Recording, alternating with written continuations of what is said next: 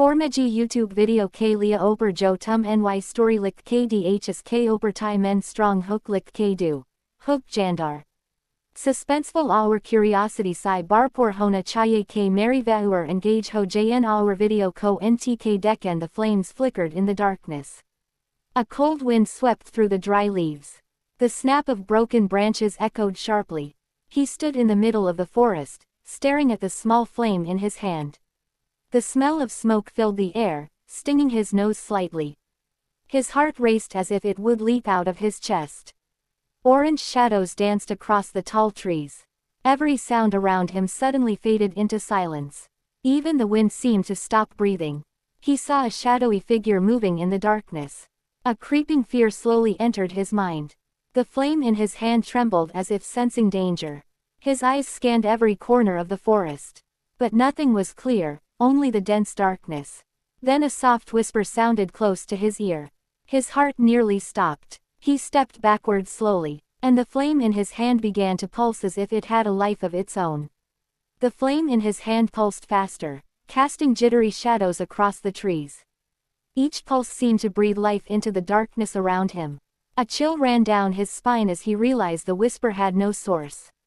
It was as if the forest itself was speaking directly into his mind.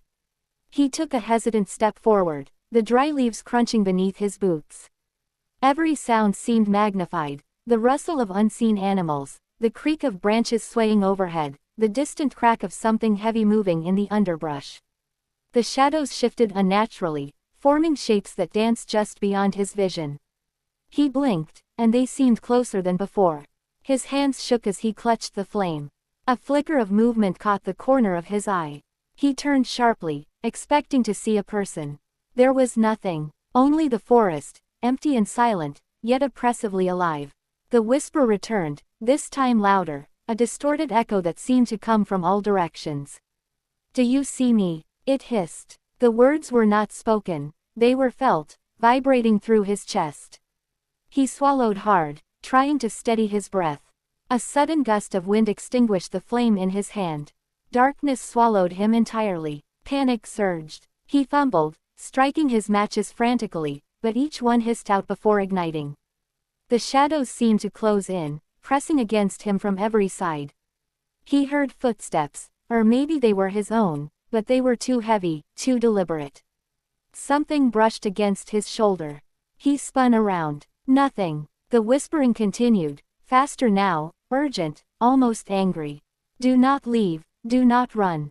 He stumbled backward, tripping over a root, hitting the ground hard. Pain shot up his leg, but he ignored it, scrambling to his feet. Every tree seemed taller, its branches gnarled like reaching hands. He could feel eyes on him, dozens of unseen eyes, piercing through the darkness.